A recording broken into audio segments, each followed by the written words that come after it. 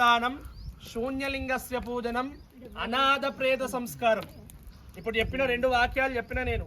అనాథ ప్రేత సంస్కారం అంటే ఏంటి? ఎవ్వరు లేనటువంటి, కొడుకులు లేనటువంటి, బిడ్డలు లేనటువంటి వాళ్ళందరికీ కూడా ఏం చేయాలి? సంస్కారం. వాళ్ళకి కావాల్సినటువంటి కాష్టము, అగ్గిపెట్టడము, ఇలాంటి సంస్కారాలు చేయాలి. అట్లా చేసినప్పుడు ఏమొస్తుంది? అశ్వమేధ యాగం చేసినటువంటి ఫలితం వస్తుంది. కానీ మనం శవాన్ని చూడేసరికి 20 మీటర్ల దూరం పోతున్నాం, 100 మీటర్ల పరిగెత్తుతున్నాం.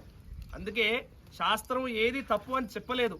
అనాథ ప్రేత సంస్కారం చేయడం ద్వారా నీకు ఇంకా పుణ్యం లభిస్తుంది, కానీ తద్వారా వచ్చేటువంటి పాపం రాదు. ఈ మధ్యకాలంలో యూట్యూబ్లలో చెప్తున్నారు ఏమని? శవం దగ్గరికి వెళ్ళవద్దు, శవానికి దూరంగా ఉండాలి, అక్కడ ఉండేటి కొన్ని దుష్పరిణామాలు మీ మీద ప్రభావితం చూపిస్తాయి అని చెప్తున్నారు. అవి ఎప్పుడు చూపిస్తాయి? మీరు తప్పు మార్గంలో వెళ్ళినప్పుడు, మీరు అధర్మ మార్గంలో ఉన్నప్పుడు మీకు ఆ దుష్పరిణామం మీ మీద చూపిస్తూ ఉంటుంది. మనము ధర్మంగా ఉండి, ధర్మ ప్రవర్తనతో ఉండి, మంచి కార్యాన్ని సంకల్పించుకొని అనాథ ప్రేత సంస్కారం చేసినప్పుడు అక్కడ ఉండేటువంటి దుష్ప్రభావం మన మీద ఎందుకు చూపిస్తుంది? చెడు ప్రభావం మన మీద ఎందుకు చూపిస్తుంది? చూపించదు. నీకు నీ అకౌంట్లో పుణ్యం అనేది లభిస్తూ ఉంటుంది. మీరు అందరికీ తెలుసు, తెలిసి ఎన్ని పాపాలు చేస్తున్నామని చెప్పండి. ఒక మనసు బాధ పెట్టొద్దు అనుకున్నప్పుడు తెలిసి పాపం చేస్తలేమా? చేస్తున్నాము. కానీ ఇవన్నిటికీ పాపం నివృత్తి చేయమని చెప్పింది.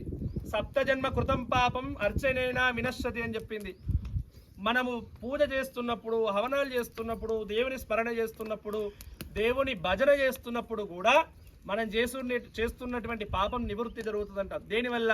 క్షణే క్షణే కృతం పాపం స్మరణేనా వినశ్యతి. మనము తెలిసి చేస్తుండేటువంటి పాపము, తెలియక చేస్తుండేటువంటి పాపము, క్షణానికో పాపము భగవద్నామ స్మరణ చేయడం ద్వారా అది నివృత్తి జరుగుతుందంట. అలా ఈ రోజు మీరందరూ కూడా మంచి సంకల్పాన్ని చేసుకున్నారు. మీ అందరికి కూడా అశ్వమేధం చేసేటువంటి యాగ ఫలితం